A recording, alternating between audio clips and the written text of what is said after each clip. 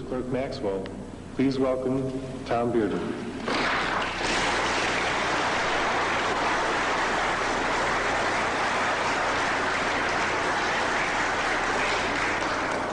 Thank you very much, Tom, and ladies and gentlemen. It's always a great pleasure to come to the USPA Annual Symposium.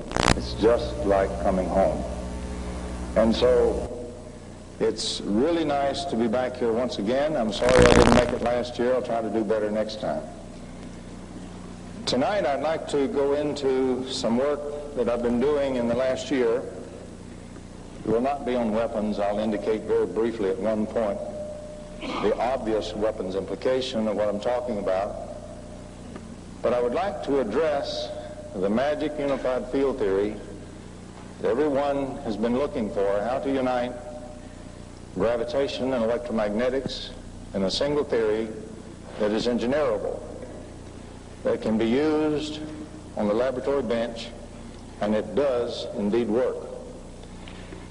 I will try to indicate for you exactly what gravity is and exactly how to manipulate it electromagnetically. And will also indicate for those of you that are very sharp, rather precisely, how to easily make anti-gravity. Everything that I'm saying has a basis on the laboratory bench, but I work with inventors. So I will not present a circuit. I will not present even a picture of a particular piece of equipment, nor will I answer such questions. But the principles that I give you, I will assure you, you will have little problem yourself in applying if you're an experimentalist. And I will also assure you that they do work in the laboratory. And if all goes well, and the good Lord's willing, and the creeks don't rise, like we used to say down in Louisiana, in about a year or less, we hope to present the proof of everything I'm saying in livid, breathing Technicolor. So without any further ado, if we can get the mechanical part going, we will start to talk about what happened to this magic unified field theory that was the original theory of James Clerk Maxwell. Maxwell's original theory is no longer taught in Western universities, hasn't really been taught since 1900. Instead, the work of a single man who, quote, translated, unquote, Maxwell's work into the modern version of vector analysis, Oliver Heaviside, is what is taught as Maxwell's theory.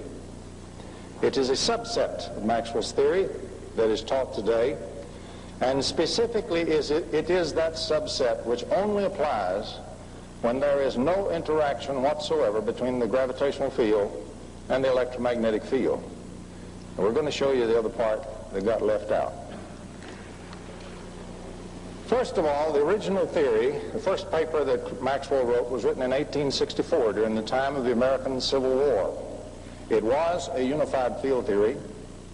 It did contain an engineerable and workable and experimental theory of gravity, but very few people recognized it for what it was. Maxwell recognized it as the stress of space, but didn't understand that he had also grabbed a hold of gravity itself.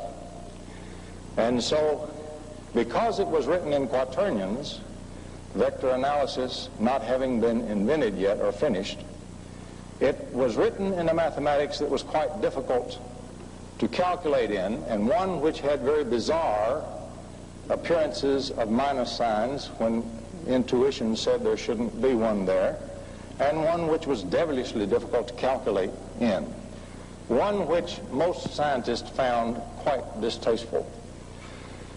A quaternion differs from the present modern vector in that, in addition to the three vector components, you have a scalar component.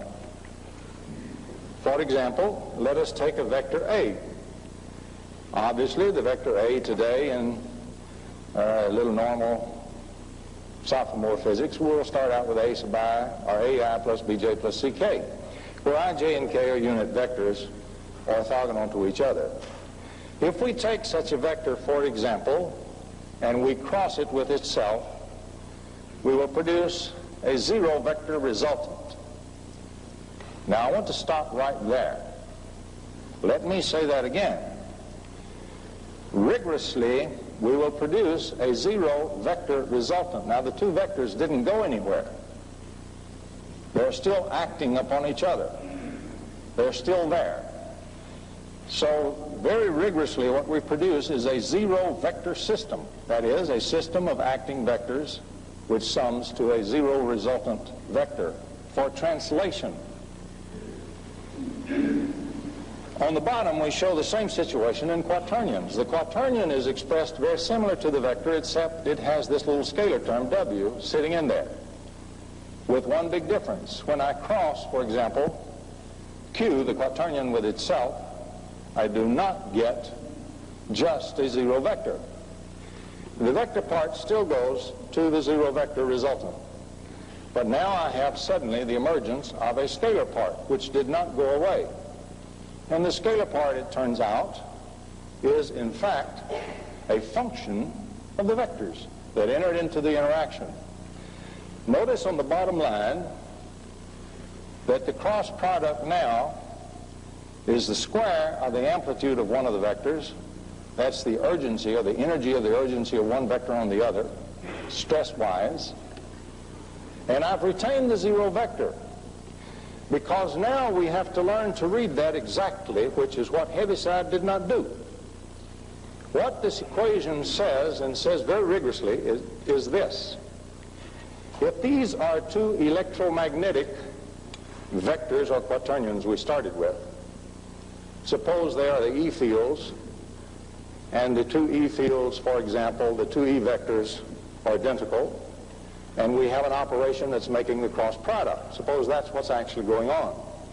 What the bottom equation rigorously says is, electromagnetically, you have a zero vector resultant with the system of two vectors still inside the zero vector system and still acting, producing the action A squared. Now, A squared is proportional to the energy of one of the vectors, the amplitude energy, the urgency, so to speak, energetic urgency of one vector on the other. So we've captured a form of stress. And now suppose, for example, we're, instead of dealing with static vectors, we're dealing with actual sine waves. Again, our Q cross Q is going to be A squared plus the zero vector resultant electromagnetically. I've got to say all that because I must not throw the zero vector away. It's a real thing. It's a vacuum engine, as a matter of fact. It is not a zero, except electromagnetically, but it's doing something else in the vacuum. Suppose Q is of the form, Q is equal to A sine omega t, standard kind of wave, simple sine wave type entity. Then Q cross Q will give you A squared sine squared omega t plus this zero vector. How do you read that? The way you read that equation rigorously, you don't throw the zero vector away. It's telling you something. It says I have a zero vector electromagnetic system whose active internal structure is giving me a scalar wave A squared sine squared omega t. That's precisely what that equation says. Now, when you threw away the quaternion scalar part, you threw away the scalar wave, and notice that in the scalar wave, the energy, which is proportional to the A squared, is rhythmically varying. If the energy density of the local vacuum where this action is occurring is rhythmically varying, then rigorously that is the definition of a local gravitational wave. And there is your precise definition or derivation of scalar electromagnetics. I will say one thing in passing and go on without further explanation because it takes a long time to explain it.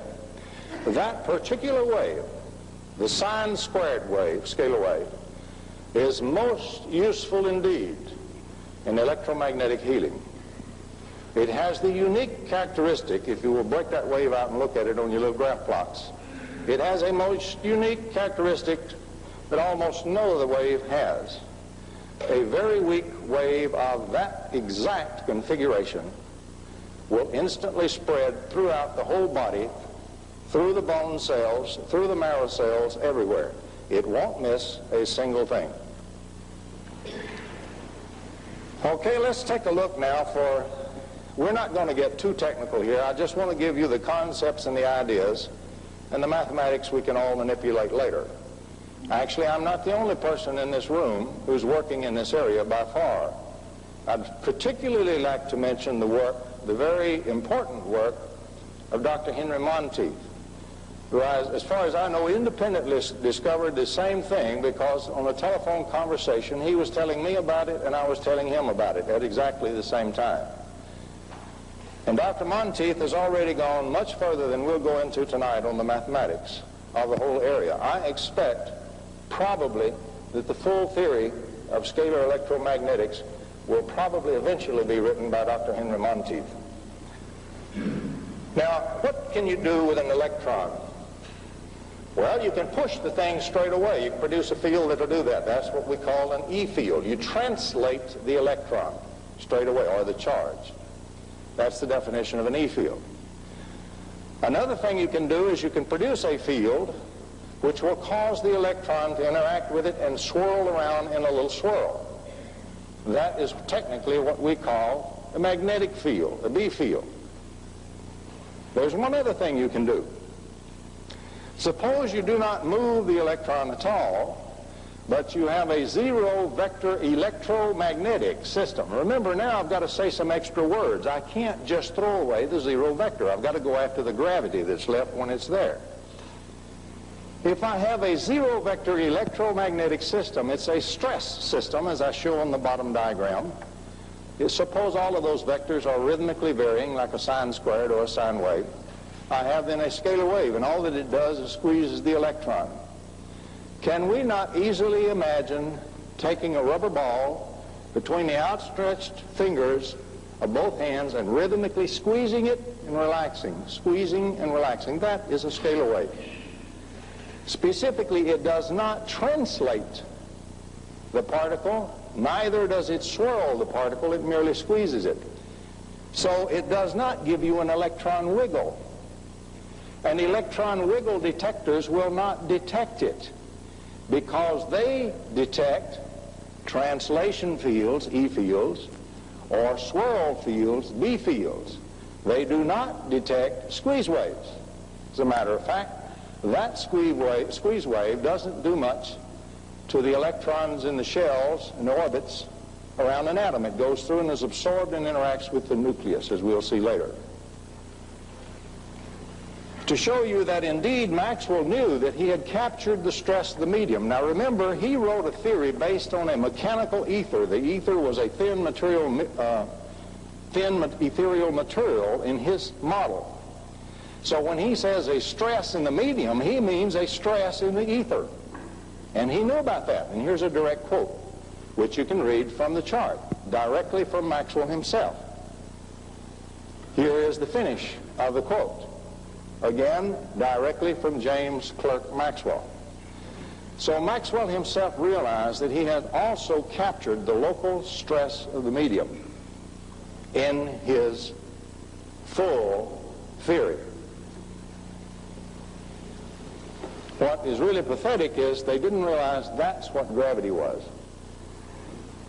So Maxwell had written what really was a unified field theory of electromagnetism and gravitation in quaternions, because he had captured the stress or the squeeze wave in the local vacuum. The fluctuation or the variation, controlled variation, in the local energy density of the vacuum. Heaviside, later on, in fact after Maxwell's death, was one of the two men that finished what today we call vector analysis. Heaviside and Gibbs. Now Heaviside's solution to the formidable and teeth-gnashing problem of calculation with quaternions said, the real problem is you're mixing apples and oranges, and so what we got to do is get rid of the scalar component, and he just sawed it off and threw it away. One single human being, Oliver Heaviside, did that. Nobody else. Not a team of scientists, not a board of peer review, one guy. Remember, there are very few scientists at this time. Probably there were some 30 or 40 scientists in the world, in the Western world, struggling with electromagnetics at the time. That's about all you had, not many. There was a short debate then. Remember, Maxwell is long dead. The quaternionists were pointing out that you have not captured the complete theory, and the vectorists were saying, yeah, but boy, can we calculate. We can out-calculate you all day long now. This is simple. It's easy to understand. We got it. They had a short debate. Most of the action occurred in the journal Nature. They simply buried the quaternionists. That's all there was to it. And by 1900, you couldn't even find quaternion theory being taught anymore. Everything was now Heaviside's version of electromagnetic theory.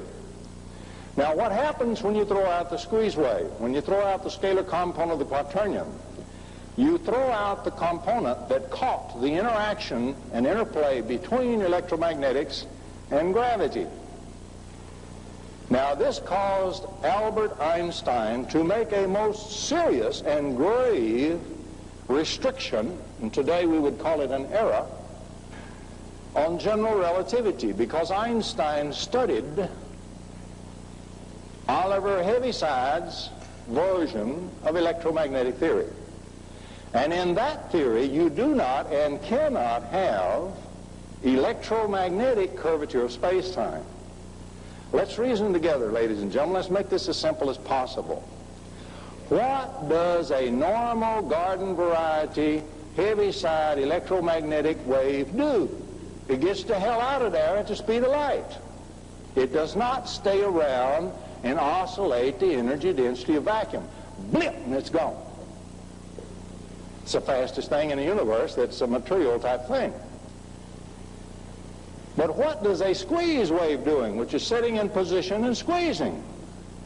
It sits there and it oscillates the energy density of the local vacuum. The gravitational wave is what it is. It doesn't go anywhere. It doesn't take off at the speed of light. It's sitting in place. It's all locked together as a single system with a zero vector translation, or get the hell out of there result. So Einstein then, not knowing any way that you can curve curve local space-time electromagnetically, and by the way, all curvature of space-time means, that's a simple thing. Imagine that space is filled with little fantastically dense and intense spray all the time, called a virtual particle flux. The only problem is each little particle doesn't stay around. It's instantly born, almost instantly dies. So it's like a gas that's continually, each particle being continually created and annihilated.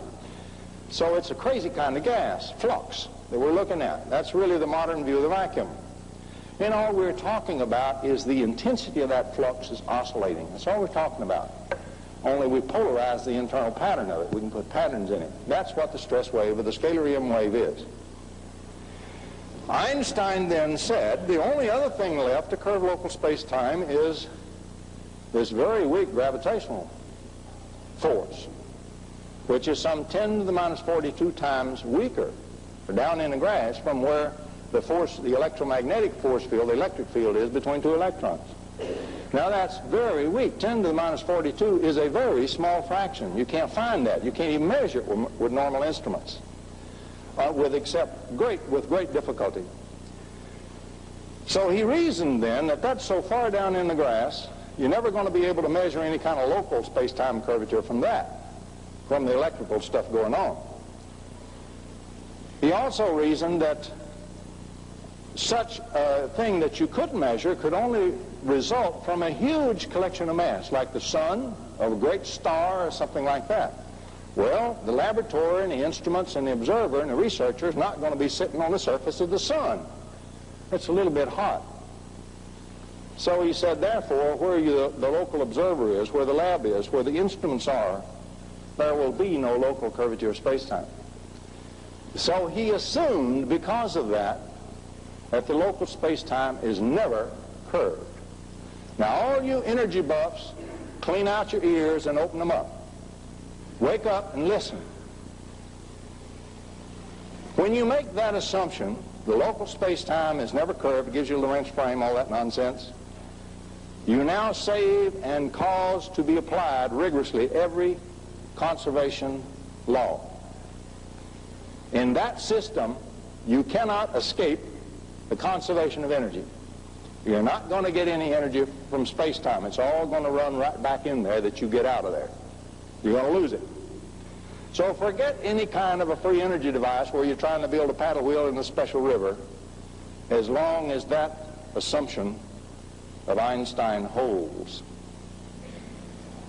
Now, if you were to curve local space-time, the Russians have long since removed that restriction from general relativity that they teach.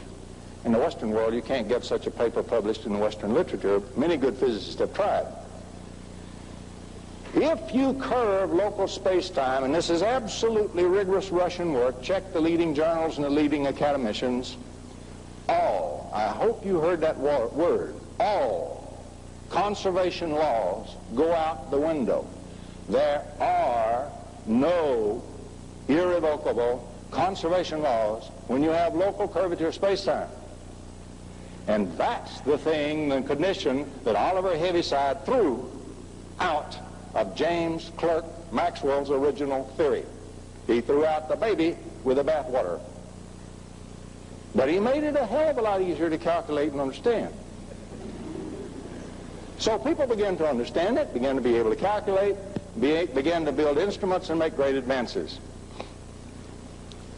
But meanwhile, we had a severely crippling assumption made for good reason by Albert Einstein on general relativity.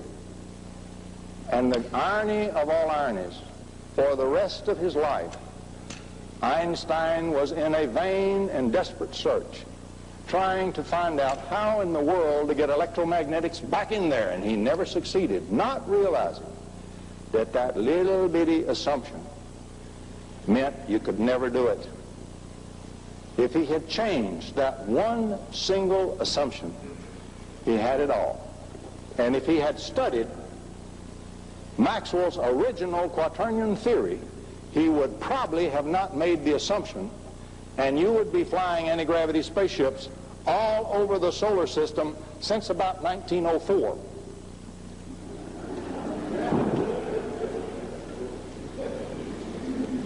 Okay, we have a new breed of cat now, this scalar EM wave. It's rigorous. You can mathematically derive it. You can try it out on a lab bench and it works. But it works quite different from normal electromagnetic waves.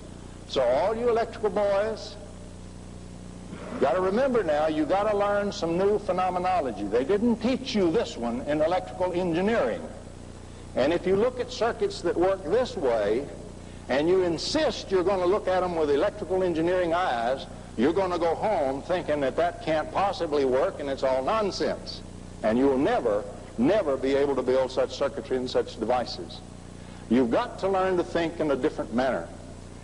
In the first place, this wave goes right straight through the electron shells, goes down the nucleus. Well, we're going to tamper with something very fundamental here.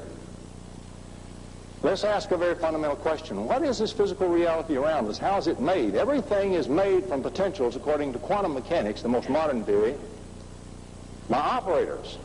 Forget your force fields, your E field and your B field. That secondary junk that comes after the operator works on the potentials. The potentials are gravitational fields. Gravitational potentials. All potentials are. But this normal thing you studied as the normal electromagnetic wave, the E field and the B field component, normally reacts with the electron shells of atoms with negative charges. Why? Because all the atoms got their electrical charges negative around them in their electron shells. The whole world is built that way. Now, the electron shells can go bananas. A lot of interaction. The average nucleus is several 100,000 times more massive than one electron, which interacts with one photon. So the big old nucleus just sort of shakes a little bit in most cases, and that's it. So large assemblies of nuclei, of atoms, normally are very stable. in this first-order reality stuff. Physical reality as you normally see it. You're looking with electron wiggle detectors from your physical system, and that's what you're seeing, photon interaction with electron shells of atoms. And so the world is very stable. And all of the people first start off thinking that become materialists. They think everything material is real and that's it, and that's ultimate reality. And a lot of them are willing to kill you under certain dogmatic systems to enforce that belief. And nothing could be further from the truth. That is a first-order truth, but it is not ultimate truth. This thing is real, but it's not ultimately the only reality. If you go down into the nucleus now, and you really hit the nucleus, if the nucleus moves, everything goes bananas. And the stable order that you observe around you goes right out the window. And when you go in with the scalar waves, that's the kind of reality you're looking at. Okay, let's talk about the flow of time, because we're going to tamper with that too. I told you this part gets a little complicated, but I'm going to try to show you, before you get out of here, how to think about a time reverse wave, and how to use it, and how to make it work for you and do magic. Now, a photon comes in and interacts with a negative charge, and then the charge goes into excited state going around the atom, and then drops back and decays and emits a photon. That process of photon absorption and emission, re-emission, from the excited state of a negative charge in an atom is what we call the positive flow of time. Now let's be rigorous here. We're saying that the flow of time in this universe occurs bit by bit at a fantastically high rate, 1 near piece at a time. Delta T is not always the same size. It is discrete, but it is not the same size. So watch your words. You've got to think very carefully. Chronons do not exist, not as being one simple value. It's discrete, but it's quite variable, as we'll find later. If that same photon interacts with a positive charge, we already know in physics that if you invert the charge, you invert time. That may surprise you, but it's well known in physics. That is not Tom Bearden. And so it gives you a little piece of negative time. Hey, wait a minute. We got a problem here. They use a theorem in particle physics. They found out that charge is not conserved, broken symmetry. Parity is not conserved. Time itself is not conserved, but it seems that the product of the three, all three, cannot be violated at one time. That's the best shot we got at it today in particle physics. That's where they're at. But you can violate any two, or one. Let me say that again. You don't have to conserve charge. The contrary argument is, but it's a little effect. You say, yeah, baby, it's a little white crow, but maybe he'll grow. If I can have little white crows and I can collect them and grow them, I'll have big white crows in the macro world. So charge parity time, if you inverse the thing, you might get something different. Well, as a matter of fact, the antiphoton, which has been assumed to be the same as a photon, that is a false assumption in physics, and I'll show you that in just a moment. Well, we've already said we go into the nucleus with scalar waves, and we'll have a higher order reality when we do that. Why? First place, we're interacting with a positive charge. The nucleus of an atom is already time inverted. Did they forget to tell you that in your electrical class? Yeah, because they didn't know that. But it's true, and modern physics substantiates it. And we're going to find out that's why we're going to get time reversal waves a little later on that we can use to do all sorts of magic things. At this point, then, if you go into the nucleus, although I show here on this diagram little balls all clustered together, modern physics tells us that's not the way the nucleus is built at all. It's a vast boiling smear. There's not a proton, there's not a neutron, all that mess in it at all. If you go in there and you catch one and you gradually catch all the wiggling fish and bring them out, that's what you'll find on the average after you stop the fish. But before you stop them, they're waves. They are not particles. They're all mixed up as a big mess. So you can't separate them. It's a boiling mess. In fact, it's a trapped local potential, which means it's gravitational. That's what mass is. That's modern physics, not Tom Bearden. But now, if I can go in and have a wave absorbed directly in that, the scalar wave, I just either increase or I can decrease, depending on how I bias that potential wave that I send in there, and I can raise that potential or lower it at will. As a matter of fact, if I keep radiating it and absorbed in there, it'll keep building up. It charges up just like a capacitor, only now it'll charge either positive or negative. And I'm giving you laboratory results. It acts as a capacitance for scalar waves. Now, when something else comes in there and hits it another wave, it'll trigger the thing, it'll collapse, and out will come another wave out of the nucleus. There'll be a time-reversed wave, and all the nuclei in the universe are continually exchanging scalar waves. I don't have time to go into this aspect, but I will say with the fourth law of logic, which I built many years ago and proved, I published a proof for it, so I don't have to worry about can it be proved. I can demonstrate it in less than 10 seconds. The fourth law of logic tells us ultimately you can only model a thing in terms of its direct opposite. It's not geometry, the modeling of the presence of mass in terms of the absence of mass. You see my point. In this case, we're going to have to learn a little bit of that in our modeling theory, and we'll go into that in just a moment. But when we go into the nucleus now in this boiling mess, and we can actually adjust the potential, we can even put patterns. Remember, we put fingers, structure inside this scalar wave. It's got a structure. We can build any kind of zero system, different systems and patterns and polarizations inside there in the virtual state of vacuum that we wish to. We can go into that nucleus, and it's boiling away. It's just like a cathode. You put a little signal in there, you put a matrix, that thing will organize. You know about Prigogine, you know about self-organizations of highly nonlinear systems far from thermal equilibrium. That thing is as far as you can get from thermal equilibrium. It's in a violent exchange with the vacuum itself, virtual particle exchange. It's a Prigogine system, first class. And that thing will self-organize according to the pattern you put in it. I've just told you how to do transmutation of elements. Between isomers is very simple.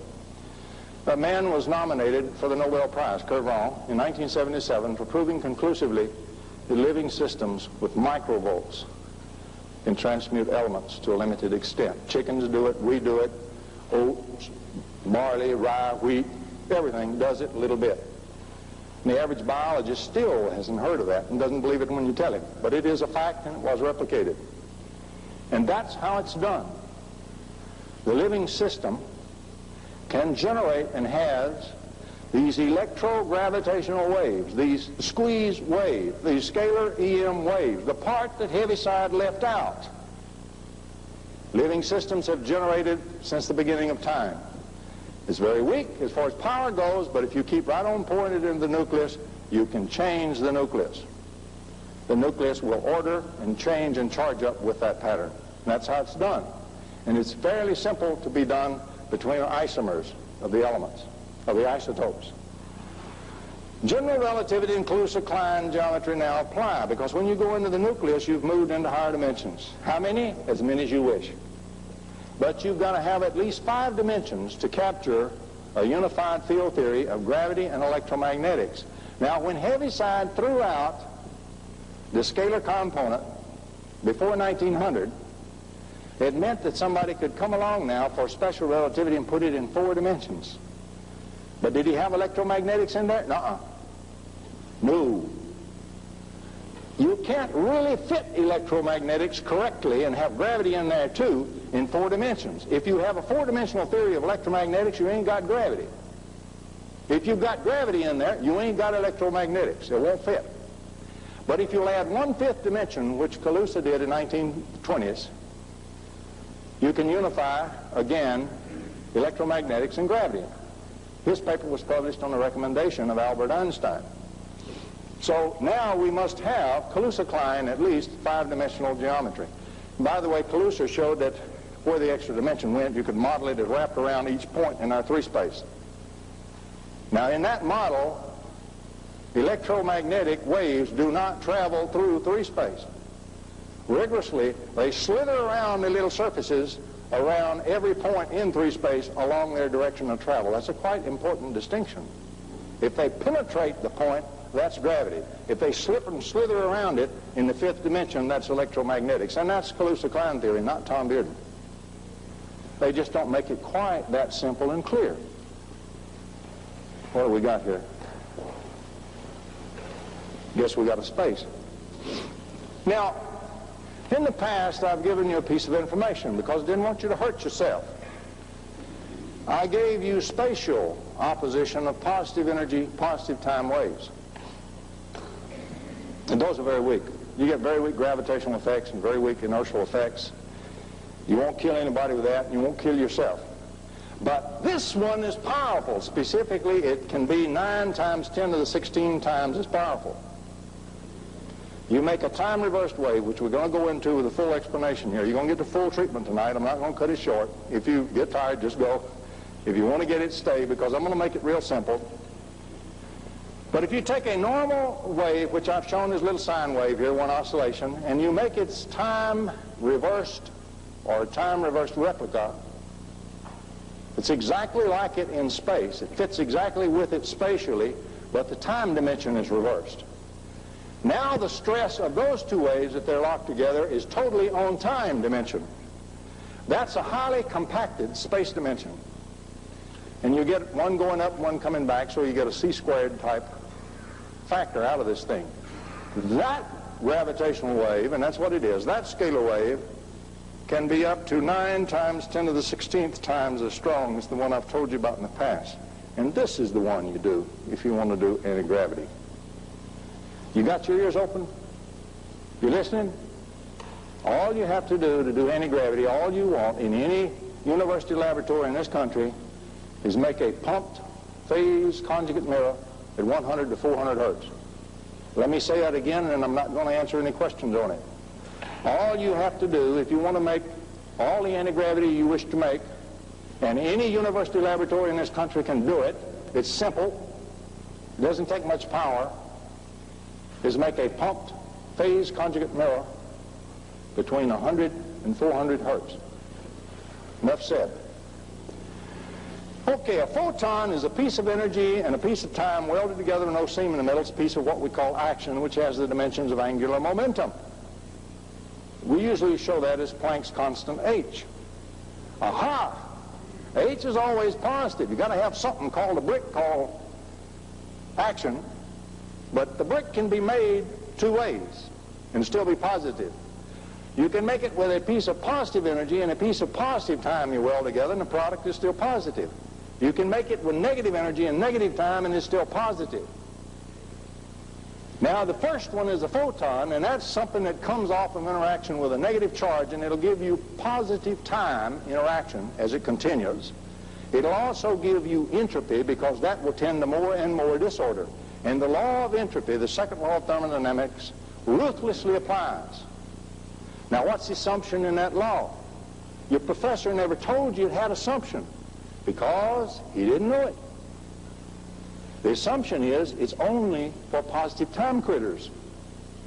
It does not apply to negative time critters. The negative of the law applies for negative time critters. It backs up. Instead of tending to more and more disorder, it tends back to order. So don't you worry about the universe running down. It's running back up to order just as fast as it runs down to disorder, but in negative time. But the internal part of every atom is already filled with time-reversed critters. Now, the energy of an atom, of a photon rather, is E equal h nu, where nu is the frequency. Let's reason together here. Why did I say we got plenty of people making pumped phase conjugate mirrors, and these guys don't ever see anti-gravity? Why? I just told you can do it that way. Am I a fool, or did they miss something? If you understand that equation, is it not true if h retains a fixed size, it can't vary in size, if I have a big delta E, I'm going to have a little delta T. Magnitude of, if negative delta E is big in magnitude, then negative delta T is small in magnitude. They are canonical variables. Well, if you've got high frequency by the bottom formula, you've got lots of energy in a photon. You've got very little time change in it. So high energy photons, high frequency photons, are not going to have very much negative times, even when they're antiphotons. They'll have very little, and anti-gravity depends on negative time. Let us reason together. If in positive time, the assumption in Newton's crazy little old gravitational law, attraction of mass, what's the assumption? Positive time. Anybody ever tell you that? No, because they never thought of it. But if you reverse the time, do you not back up the situation? Does now mass not repel? And we have just told you can go into the nucleus and start charging the nucleus with a pattern including negative time. We have just told you that you had to use low frequency. Why? Because you want a big delta T. You don't want a big delta E. Delta E gets in your way, tears you up. So the optics boys never see this. That is so far in the grass you can't even measure it where they're at. They never thought about doing it at 400 hertz. You go home and try it in your laboratory. And then sit on the side laughing for the next 2-3 hours at how silly we all been for years. And how easy it is to do it. I will tell you, if you pursue that, you can take a flashlight battery and levitate a battleship, and I will not discuss that further. Because then you're going to ask me about the Philadelphia experiment, and I'm going to tell you I don't know anything about that. Once in a while, I've got to lie a little bit, unfortunately. Okay, as delta E goes up, delta T goes down, the magnitude, the absolute value. We're going to be interested when we talk about gravitational, inertial effects, things like that. We're going to be interested in big pieces of negative time, low frequency photon. Stay away from the optics, boys. They're in the wrong regime. They're doing good work, but they're in the wrong regime. Let's see then what happened further with some of this. Well, comes along the greatest electrical genius of all time, Nikola Tesla. What does Tesla do? He discovers the scalar EM wave. He called it his standing columnar wave. Let's run that by again. Standing columnar wave. Does it make sense now? A squeeze wave which stands in place. He discovered that out in Colorado Springs before 1900. He has such a rapid progression of his understanding of this and his development of material. He also discussed time reversal. We'll get into that later. He found that out. He started building on Long Island a situation to power the whole world. And tonight I'm going to explain to you precisely and exactly how that works. And I'm going to tell you there's 1,000 papers in the literature that prove the fundamental mechanism works. And if you believe you can get that mechanism in the earth, then you have just shown that it will work. Well, Dirac put in time reversal. He didn't predict a positron. He predicted a time-reversed electron. And lo and behold, they looked around and they discovered the critter. So all of a sudden we had time reversal in physics. Only we reversed the whole particle. Nobody's doing the photon. Now, because they say, well, you time reverse the photon, it wiggle this way or wiggle back that way, it still looks like a sine wave, same thing. And they missed it right there. Kaluza-Klein theory came along in the 20s after general relativity had come along. We talked about gravity and anti-gravity were worked out based on only the attraction of mass. Electromagnetics is left out. That's the missing ingredient. Everybody's hunting for how to get it back in. Einstein failed in his vigorous search for it the rest of his life. And the reason was they didn't worry about negative energy and they didn't worry about negative time. How many physicists have thundered about the second law of thermodynamics, and not a damn one of them has realized that it assumes positive time only. It does not assume negative time, time-reversed critters. Well, a magic thing happened in World War II. Now we're going to tell you some of the rest of the story that we haven't told you before. In World War II, a funny thing happened. Radar came into being, and everybody's using radar like mad. The German wolf packs were murdering the ships.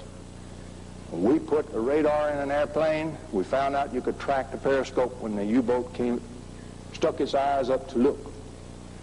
When he put his snorkel up to breathe, you could track his snorkel. And all of a sudden, we had a hunter-killer team And we were bombing the living hell out of those U-boats. And the pride of the German Navy went to the bottom. Boom! And 1 month went by, they didn't sink a single ship. And they lost a hell of a lot of U-boats, because every time he looked, boom, come greetings on his head. In an absolute panic, the Germans placed the finest brains, and they had the finest brains in those days in Europe, the finest mathematicians and the finest physicists and the finest brains on that problem. They originated what today is really called rigorous radar cross-section theory, radar absorbing material. They advanced radar cross-section, which is the heart of modern radar theory and countermeasure theory, further, according to some real radar expert friends of mine, than we are today. Just a little further than we are today in the U.S. And at the end of the war, that entire team went to the Soviet Union. Again, let us reason together.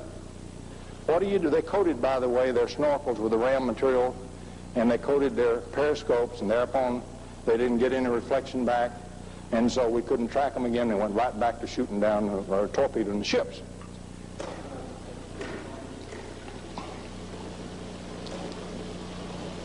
Okay, let's reason together again. What do you do with the radar absorbing material? It's in the open literature. You do something like carbon doped with various materials, and what you do is you slow the wave down till you can get at least a whole wavelength or the correct portion of a wavelength in there, and what you do, reflect back, you get it out of phase, canceled. Make that zero vector, right? Electromagnetic zero vector. You don't have no electromagnetic reflection. They don't wonder about it or try to detect it or have any detector if it's a gravitational reflection. So it disappears off your radar. Still sitting there, still absorbing the energy. Now, you will find out later that when we absorb two waves in a nonlinear material, 180 degrees out of phase, that's called a pump wave. And that's the first thing you do to start to make amplified phase conjugate waves. You start to get anomalies when you radiate with another wave. Bang! You get this big amplified response. Boom! Comes out of the material. Why? Where the devil did that come from? Not supposed to be there at all by electromagnetic theory. When you radiate such a material with multiple beams, you have what today is called pumped phase conjugates, four-wave mixing. And you get amplification of the tickling wave, and you get high amplification of it, and you get it with a time-reversed wave. As we'll find out later, I'll show you how that works. So the anomalies were there. Now, in Huntsville, Alabama, we have the head of the rocket team, retired, Dr. Lange. Dr. Lange knew those members of the German radar team, and he has confirmed they had anomalies. But after all these years, he doesn't remember what it was. He had his hands full with big rockets. We got the rocket team, you see. But it says that the Russians had those kind of anomalies that led to pumped four-wave amplification of time-reversed waves in radar at the end of World War II. And by 1950, they built in operational radars. They've got the finest mathematicians, and always had the finest nonlinear mathematicians on it. And they started that whole weapon system in radar by 1950. And they got it from the German radar team. They did not start it in nonlinear optics. Now, we were not clever enough or smart enough to discover the time-reversed electromagnetic wave. After developing all the formidable weapons I've talked to you in the past about, around 1969 or 70 or so, the Russians cautiously released this stuff, a paper showing the time-reversed wave in the optical frequency. Why? Why in the optical frequency? They didn't want you to get anti-gravity. Hell, if they'd have released it at 400 hertz, you'd had anti-gravity already. So they didn't want you to have that. Stay away from that. Go up there where it doesn't harm anything gravitationally and see if we know about it. We showed we didn't. Nobody reacted. So they sent a couple scientists down to Lawrence Livermore Laboratory and briefed them on it in 1972. This is time-reversed waves. And our guys with great alacrity said, aha, methinks there's something here. I've been hit over the head with a brickbat. So they started vigorously working at it in nonlinear optics. It's a general solution to the wave equation. Now, we haven't got the foggiest notion today what generates the time-reversed wave, but boy, do we know how to write an equation. We take the wave equation, write an asterisk in one term. That's it. That's all of it. It writes a time-reversed wave. So we think we understand it. We can write the equation. We can solve the equation. Haven't got the foggiest notion what causes it to be born, but if it is, it'll follow that equation. That's where we are today. We're going to go further than that because you need scalar electromagnetics to go further. A couple of more technical things, then we'll get into fun cartoons. World of change is composed of action, two canonical variables, energy times time. I just wanted to refresh your mind here, and we can have either negative or positive. Now, I want to show you how it works in Kaluza-Klein theory. Everything comes in 5 dimensions. The potential is really in 5 dimensions. But this little old surface around every point in our space-time, as you shrink to a point, does not the surface area vastly increase? Isn't that the law, that the surface area around the volume increases the smaller the thing gets? By the time you get down to a point, you got a real humongous surface area for electromagnetics to slip around and not have to penetrate the point. So everything escapes electromagnetically real easy. It slips around a 5th dimension. Never penetrates, never makes gravity. So electron gets it and boogies out of there. So most of the 5 dimensions is normally bled off on the left. As fast as you form the potential, which is a 5-dimensional pressure, so to speak, zip, boom, it's gone in the 5th dimension, electromagnetics, and that's all there is to that. So, if you can force it to go into the 4DG field, you got to first block this terrible escape. For example, between 2 electrons, only 10 to the minus 42 of it gets out as gravitational, actually penetrates the point. But if you could block that arrow on the left and force a lot more of it to go over there into the actual 3 space that's in our 4D Minkowski space, then you get lots more gravity, lots more inertial field. That's all you got to do to build an inertial field generator. But you got to block the EM field. How are you going to do that? Well, you do it real simple. Normally it goes boom, out there is electromagnetics, not much left is gravity, a little bitty tiny hiss over on the side to make it kitty cartoon but impress the point. But if you block the escape as electromagnetics, block the big door, you'll get a big boom out over there, and you'll get lots of inertia and lots of gravity, and you can engineer that on the bench at will. The great cosmic engines of the universe operate inside vector, electromagnetic vector zeros. That's where the gravitation is. Gravitation is enfolded electromagnetic forces locked together with a 0 E field and B field resultance. Electromagnetics is the outfolding of the locked-in electromagnetic stress of the vacuum. That's all it is. And by the way, that's rigorously in agreement with modern physics, except we can have a structure to it, whereas they normally have it as a random structure. They don't use the fact that you can deliberately do it, because why? Heaviside taught them to throw away the 0 electromagnetic vector resultant, because he had thrown away the gravity with that system. Okay. To get distance effects, we all know how to put photons through there and hit something out there at the distance, or hit it with matter, but the best way to do it is to do it with potentials, not with force fields and photons and matter.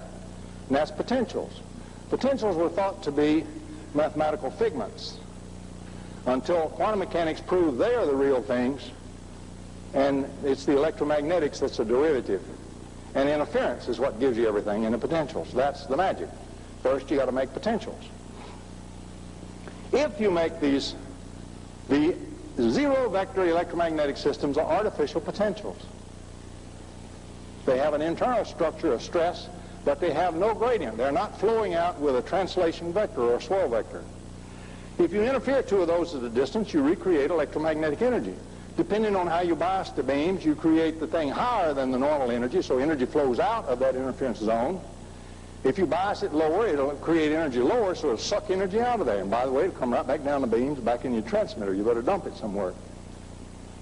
But let's look at some characteristics now of time-reversed waves, because here's where the real magic is. This is the magic we've been looking for. We'll go at it first like the nonlinear optics boys. If you have a piece of plastic that's nonlinear, hunk of junk, 10-cent piece, and coming in from the left over here is the dotted line, a wave front that I show as E1. It comes in and it strikes this nonlinear medium, and it travels on through it, and it starts getting distorted as it goes through. The wave front starts getting distorted because it's a nonlinear distorting medium. It comes out the other side, and you see it's now all wiggly and distorted. But another magic thing happens, which we didn't know. We had to discover it from the old Soviet literature, and then they had to kick us in the ankles to get our attention and make us realize what they'd said. Then we went to work on it. The medium also generates a second wave that's a time-reversed wave, E2, that now appears spatially in phase everywhere that other wave appears, forward, backwards, everywhere else. It's normally a very weak thing. We'll find out you can amplify it real easy. But it is totally and exactly and precisely in phase.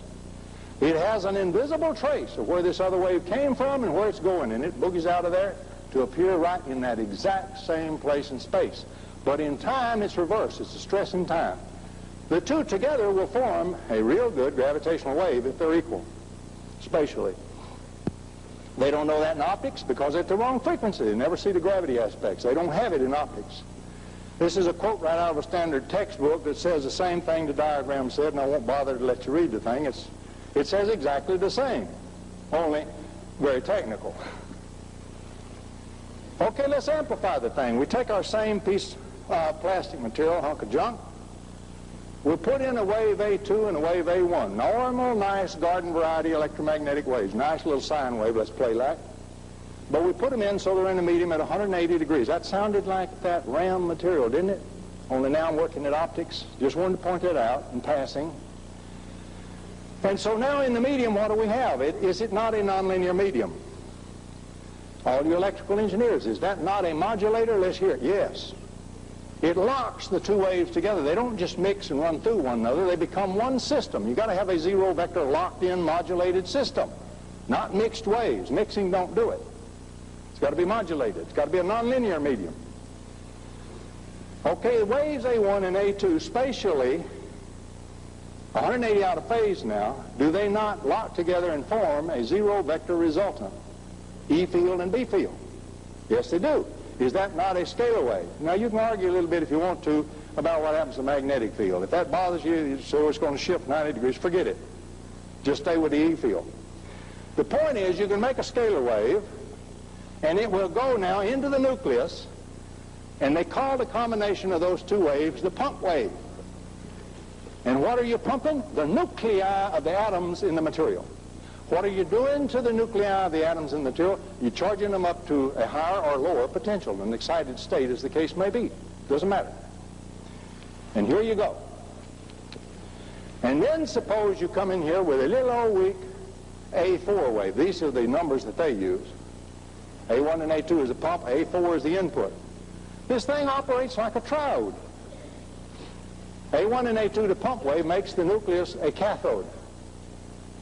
A4 goes in on the grid. A3 comes out as if it were a signal coming off the plate. And you can have all the energy in A3 that you up to what you've got in A1 and A2. And A3 is time reversed, which means what? It means wherever A4 came from in the universe, out there from some distant point, this thing has a memory. And it takes off boogieing through space, precisely fitting the path that A4 took all the way back to that point. Be it 6 feet in the laboratory, be it 6,000 miles away, or 600,000 miles in the perfect case. If that's an over-the-horizon radar, signal A3 boogies back up to where it bounced off the ionosphere, boogies on back over to where we tracked a rising rocket,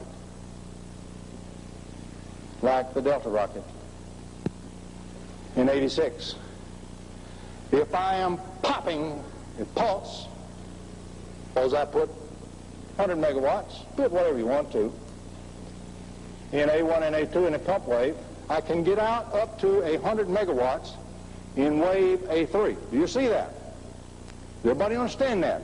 Boom, out comes 100 megawatts in A3 in the oscillation condition. A3, 100 megawatts, now backs up. It does spatially the exact thing different from a normal wave. It converges along its trail, not diverges. All of the power goes right back the trail, right into the missile if it's slowly rising. And if you're 150 feet over to the side of the missile, you won't see anything. You'll think it originated inside the missile. And so the Delta rocket died with 2 mysterious surges of power in it that cut the damn booster off, and they had to destroy it. That's exactly what destroyed it right there. We'll talk about some other things later. Now do you see that this thing is useful for weapons? If you understand time reverse waves and phase conjugation, you can design yourself every weapon I have in Faraday lengths. And the words phase conjugation do not appear in the book by design, not by accident. And I can't tell you how many times I've been beaten up verbally and abused by physicists and engineers who didn't know what the hell they were talking about. And they didn't have the foggiest understanding of time-reversed waves. Now let's lay one issue to rest. The average physicist who knows about this, in the face of 1,000 papers already in the literature proving this, experimentally and everything else, theoretically, does not believe it's a time-reversed wave, even though we've described the characteristics. Oh, well, it's a wave front reversal. We prefer to say you can't go backwards in time, you can't go into the past. Immediately he reveals his ignorance. Let's reason together. I said this wave was time reversed. Did I say that every single particle of mass in the whole cotton-picking universe was time reversed and backed up to a previous state of the universe, which is what the past would be? Nobody said any such thing. The theory doesn't predict any such thing. And if he thinks that's what I'm saying, he doesn't understand time reversal, and he doesn't understand quantum mechanics, and he doesn't understand physics, and he's put a label around his own neck and on his own forehead. Not me. He has done it. So much for Los Alamos and Lawrence Livermore. Yes, indeed. I have the papers. I have friends who send me the copies of letters of the names they call me. So much for Los Alamos and Lawrence Livermore Laboratories. Now, so we have a magic wave. In the real world, you have some change, like in the ionosphere, some distortion of the exact path itself, the medium, because there is a finite time involved, and so you'll miss a little bit. Maybe you get 90% or 80% of it in there. That's good enough for government work. That'll destroy the missile. That'll destroy a bomber running down, takes it off down the runway before it ever takes off. But this thing is magic, because now I can make a time-reversed wave. I want to give you a way to visualize a time-reversed wave and settle this issue of going back to the past. I want you to imagine a movie of scenes going on here. And in this scene, somewhere amongst all the surroundings and all in buildings and all this, there is a wave generated. Okay? And you're watching this wave go. You're magic, so you can watch it real slow, and you're watching it go. And suddenly we say, now that wave and that wave only is reversed in time. We can't see time. Quantum mechanics tells us it's not an observable. You can't detect it even in principle. What we will see is the spatial aspect. We will see it crawfish backwards, spatially. We'll see everything else continue. So what would I physically see and observe? I'd see the whole rest of the world going along in positive time. I would see this crazy wave suddenly stop where it's time reversed and start to crawfish backwards and crawl back right along its path. Meanwhile, everything else is going on just like it was. That's all time reversal is. Think of it as space reversal. But it carries negative energy. And that's magic, as we found out, because you can get inertia and gravity from that. If you get down at the right frequency. Optically, you'll never get it. Radar, you'll never get it. Okay, let's continue. To show you how strange a breed of cat this time-reversed wave is, I want to compare a normal mirror to a time-reversed mirror, a phase conjugate mirror, they call it. In the top one, I show you a standard mirror over on the right, on a point source. The light from it scatters across the surface of the mirror and has the standard diverging pattern reflection. As I show that, it's optical geometry. Everybody knows that. Normal reflection. So if you're doing that, light scattering from the toe of your shoe across the mirror, there's one point where you get the right angle, comes to your eye, so you can see your toe, you can see your knee, you can see your clothes and everything, and you stand there and look in the mirror, and you're quite happy with that. Let's look at a phase conjugate mirror. The light from the source, which may be the toe of your shoe, scatters across the surface of the mirror. From every point on the surface of the mirror, it reflects right back to the original point. Boogity boogity, it crawfishes backward. Boogity boogity boogity, right back to the point. What could you see if you looked in such a mirror? Could you see your toe? All that light goes back to your toe. Could you see your knee? The only thing you could see would be the two black retinas of your eyes, nothing else. It's a quite different breed of cat. This is out of the standard literature by Pepper. That's not Tom Bearden. It's a quite different breed of cat from an ordinary EM wave, and you must understand that. It does not behave the same. And I want to quote Pepper on something else, because I want to point out to you there's a whole new physics here. There's a whole new world. Pepper said, the real and the major discoveries in phase conjugation and time reverse waves are yet to be made. So have at it, young fellow. There's 100 Nobel Prizes waiting on you. Anti-gravity, free energy, violation of all the conservation laws, control of it, overcoming space-time, moving in hyperdimensions, materialization, dematerialization, transmutation of elements, reversal of disease, reversal of aging, you name it, it's there. The absolute control of physical reality. You can go into the Schrodinger equation, you can change the probabilities before they even occur and determine whether they shall emerge as physical reality or not. The world is your apple. For God's sakes, get in there and work. Okay, what it is,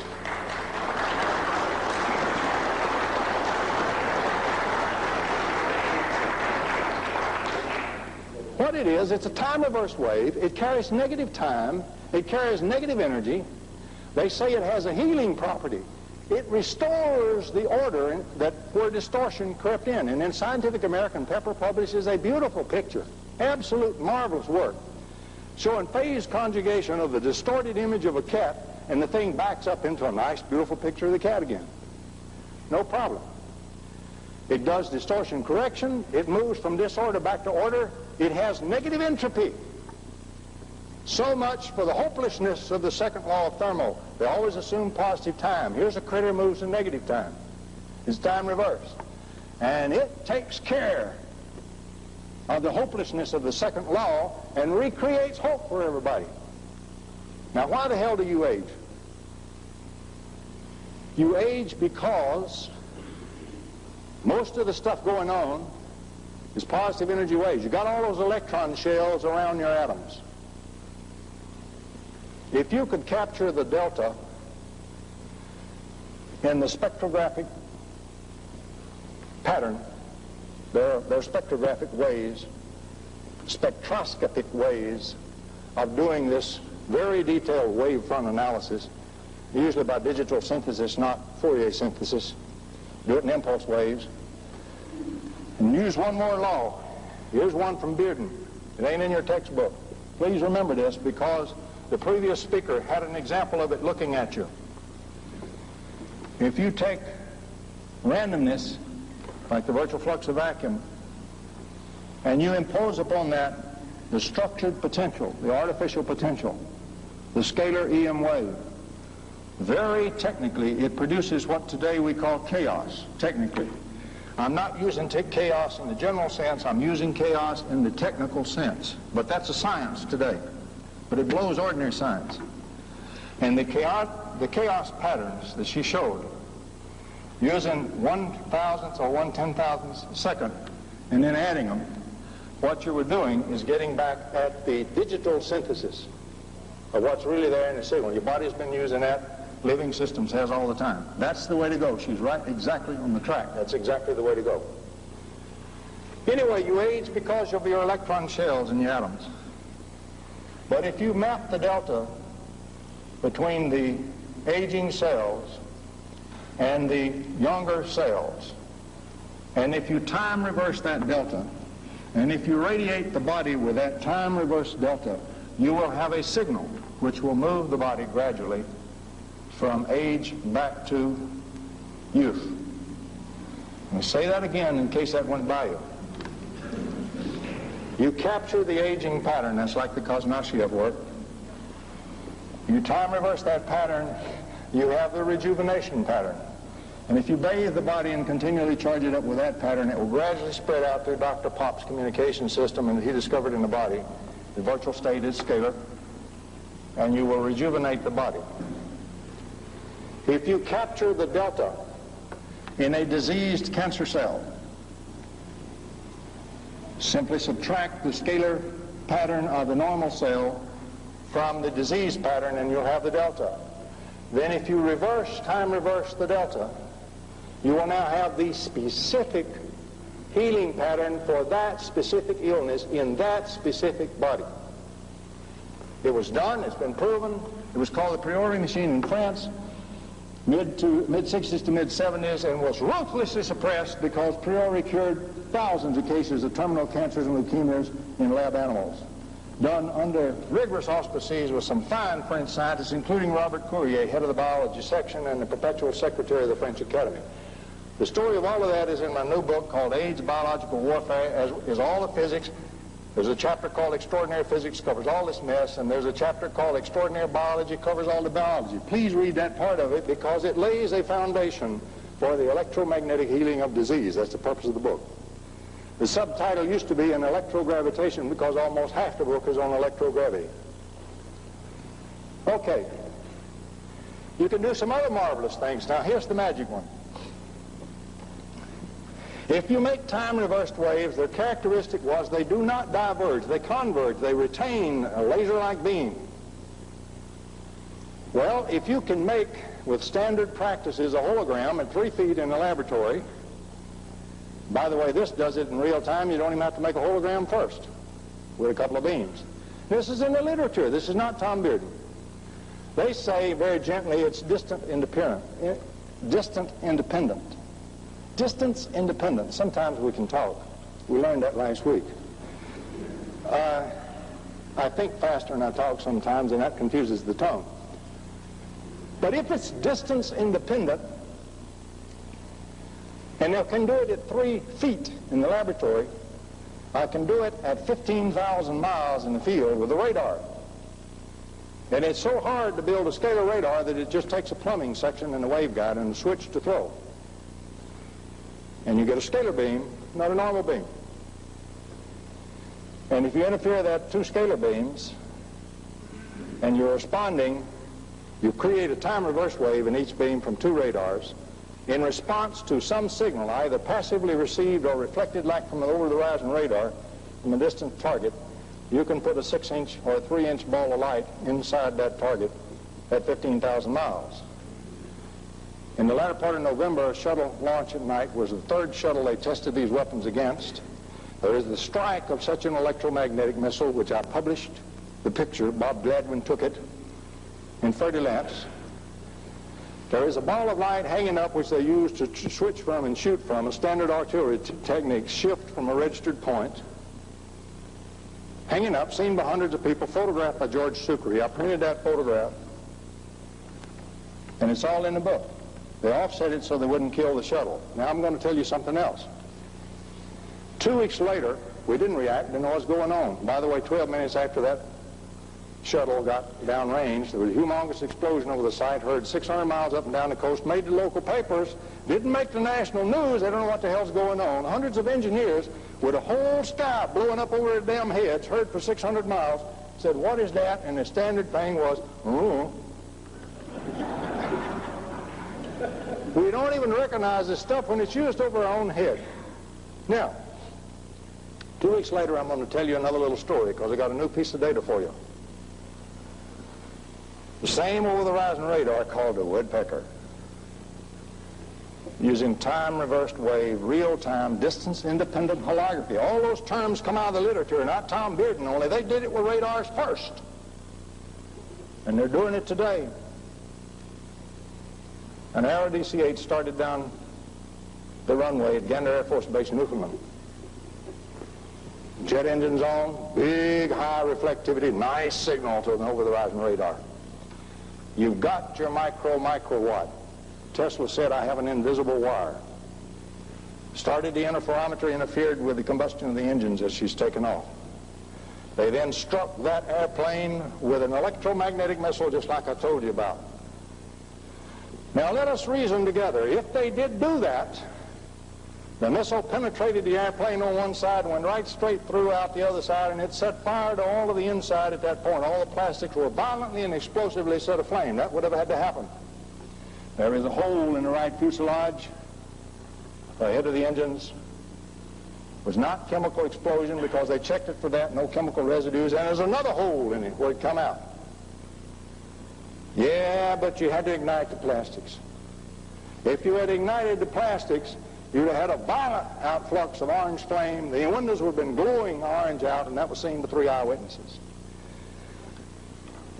The interference would have been interfering with the combustion, and one eyewitness that had passed directly over his head said the engines were laboring. They did not develop full power. Everybody knows it was ice. It's been validated that they checked the ice on top of the wing, got back in the airplane before they left. That's false. And here's the clincher. If the plastics were on fire, the plastics outgas. One of the products from those kinds of plastics is hydrogen cyanide. And the people in that part of the plane would have had to breathe hydrogen cyanide and die before the airplane sunk to the ground and crashed. Now here's what the U.S. government and the Canadian government have withheld from you, and they withheld from the board doing the investigation, which is a legal offense and criminal. And they ought to be hauled into court, and who's responsible for it ought to be put in the penitentiary for conspiracy in a murder case. Now, they did autopsies on all of the remains but about 2. There wasn't enough left to do there. And about 1/2 of those people were dead of hydrogen cyanide before they hit the ground. So we've got the picture of the strike of an electromagnetic missile 2 weeks earlier. We've got the picture of the distant holography 2 weeks earlier. We got the hole where it hit the airplane. We got the orange glow from the fire. We got the fire, we got the hydrogen cyanide, we got half the dead people. The Soviet Union killed a damn airplane. It's a 99.9% certain conclusion. Let's continue. That's the characteristics. And let's talk about Tesla's magnifying transmitter. I want to show you quickly how it works, but I want you to know this. You know about Nikola Tesla. Everybody here knows about Tesla. We don't have to talk about Tesla to this audience. IEEE, yes, here, no. You know what he did. You know what he was building on Long Island, the famous magnifying transmitter. Take the Earth, treat it momentarily as an isotropic nonlinear medium. Hey, nonlinear, baby. Remember that word. It's going to come back to haunt us. He was going to be putting in a signal into the Earth. He had a tremendous ground plane down there. If you pump up and down like this, you pump this way into the Earth as well as pumping up into the elevated capacitance. I mean, every fool knows that, right? So yeah, you got a signal going into the Earth. What happens to that? Well, you believe Newton's third law, right? By the way, we can derive that from this, and then I found out Feynman thought of it first, and I was delighted. I had one piece missing, or what happened in the nucleus, until my utter, complete delight, Henry Monteith's already worked that out beautifully, and showed me last night, much to my great appreciation. So he filled in the missing piece that I couldn't find out how to fill in. Henry already had it. Okay, so we have a wave occurring in the Earth. You heard of back EMF and all those good things. That all gets generated, and it gets generated out of phase. It's a time-reversed wave. That's what causes Newton's third law. I tell you, we can derive that. I don't have time to do it. And what happens is we have then a scalar wave. It's a nonlinear medium. The back EMF and the forward EMF locked together is a zero-vector system, and that's electrogravitational. You got a scalar EM wave now. Spherical wave goes in the Earth. You now got the pump wave. That's the wave you put in. The back EMF locked together as a single system. You got a pump phase conjugate spherical mirror Earth. Do you see that? At whatever frequency he was going to be using. And he was using frequencies at which the Earth is resonant. So you'll get a standing, scalar, spherical wave through the nuclei of the Earth. This goes through the nuclei. Don't bother with them electron shells. Like that. Well, the Earth is already highly stressed. What's stress? What's mechanical and heat stress? Every kind of wave you go in, even the mechanical stress, quantum mechanically, little electromagnetic virtual particles go in. It's electromagnetic at basis. The electromagnetic stress feeds this wave. Remember I talked about stressing the nonlinear nucleus? This is a different kind of nonlinearity, the heat stress and the mechanical stress, the electromagnetics. We got exactly the same situation, boiling like mad. It's a cathode, and it's a triode, and we're putting in the grid signal.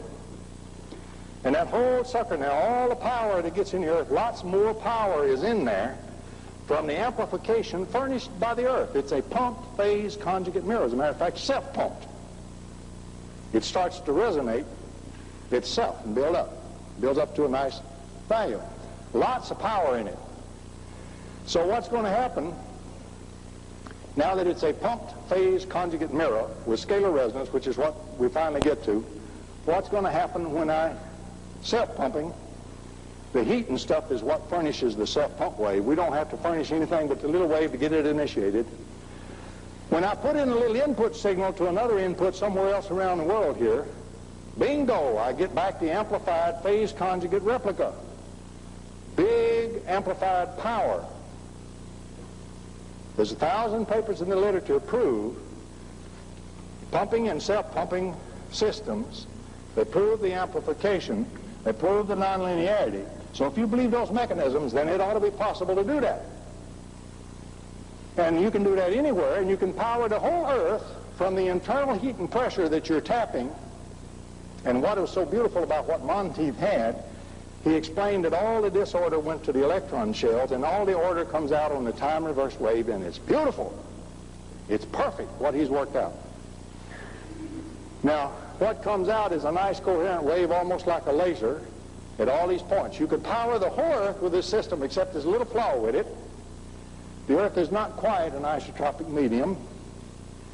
The Soviets have already proved, and the Westinghouse has proved, that if you use the beat frequency between two waves, the Earth will think you transmitted a sine wave at that beat frequency, and it'll go through as a sine wave and do what I've said. And the Soviets proved if you use circular polarization, you will have standing wave solutions. It's all there in the bits and pieces in the literature. So if I take the nonlinear optics work, the pump phase conjugate mirror work, the way Tesla actually built the thing, I take the beat frequency knowledge and I take the circular polarization knowledge, you can do what I had on the diagrams. And the thing will work. And you can power the whole Earth from one transmitter. And that's the secret of Tesla's magnifying transmitter. That cat had discovered what today we call phase conjugation and pumped four-wave mixing. It was workable. My conclusion is Tesla knew about it, only he didn't use those terms. He had discovered phase conjugation and time reversed wave, and Frank Golden showed in 1985 27 such channels exactly like that put into the Earth by the Soviet Union, and I looked at it on the oscilloscope. They were 12 kilohertz apart. They were taking power out of the Earth, enormous power, 12 kilohertz, and powering that whole big system for Gorbachev in and around May Day, 1985. Gorbachev had been in power just a short time. That was the stated time they were going to be ready to have all this ready. They had stated in 1972 they made the schedule. They were using Tesla's magnifying transmitter. The Earth, Sun, and Moon are formed in a triad linked by such scalar wave resonance, and you better watch what you do on the Earth with this massive stuff, or you will tickle the Sun. And if the Sun burps and spits out a mighty hiccup of fiery molten material, you may really have the book of Revelations and the Holocaust coming at you. Don't laugh. What we looked at in and around May the 1st, 1985, if mis-triggered, could have done precisely that. Every time the Soviet Union energizes these big continent busters, they risk the total survival of the human race. Now, we're going to add one law, one rule. We're going to take CPT and we're going to add all the other stuff in. Now we'll give you a new rule. It's called CPT-EGS. Charge, parity, time, energy, gravity, entropy. But now we've got a rule how to use all of it put together. The rule is, here's the normal factor. Normally we interact with electron shells, that's negative charge. Parity is normal space parity. Time is plus time flow. Energy is normal positive energy. Gravity is the normal kind, which means attraction to mass. And entropy is the tendency to more and more disorder. That's normal physics, normal reality. But when you use time reversal, if you reverse, the rule is this: if you reverse one of those things, you reverse all of them. All the rest. Now you can do anti-gravity, you can do entropy, and you can do negative energy. If you short out a massive amount of negative energy in the laboratory, you get a brilliant flash that'll blind you for a couple of days, and the thing will freeze ice around it. It doesn't heat, it cools. Okay, Priori lab, I want to tell you about healing cancer. What Priori did, this is his little setup he killed all the rats and the lab animals with. Up above this big coil here, there is a rotating plasma fed by 17 frequencies up in the gigahertz band. Rotating plasmas are one thing that do phase conjugation. We know today. They didn't know it in the West in 1965.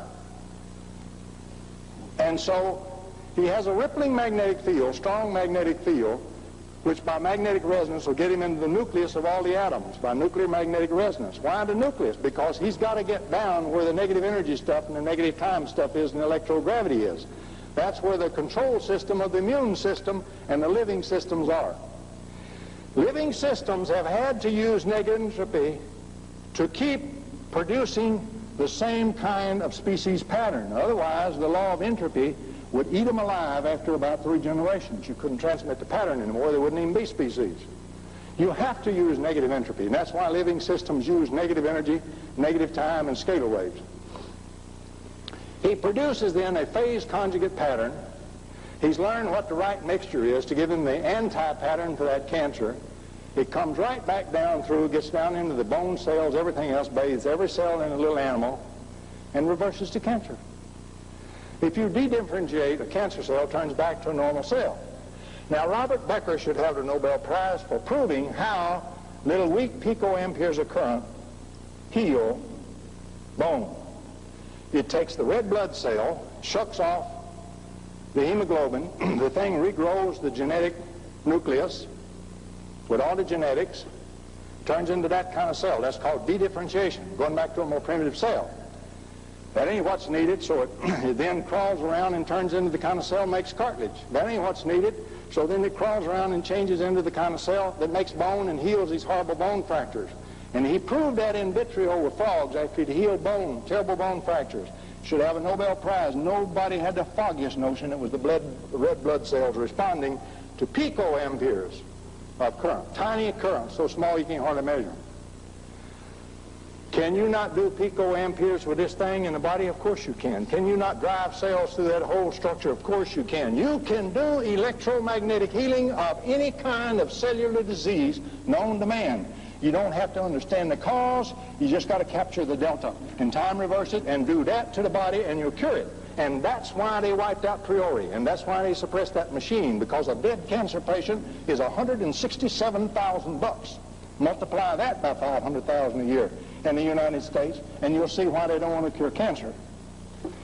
So how are they going to cure AIDS? They're going to give it to the same bunch that's refused to cure cancer for all these years. How many AIDS patients are going to die before they do this?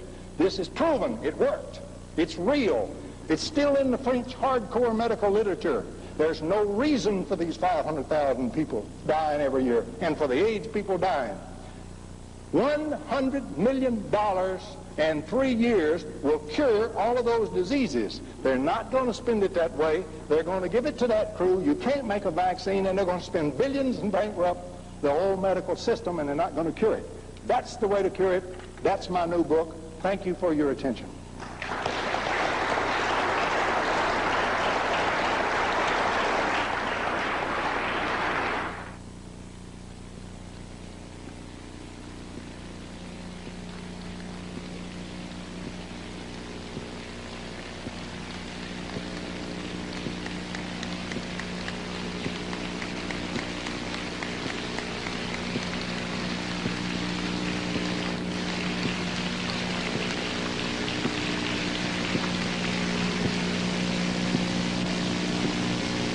Drink of water.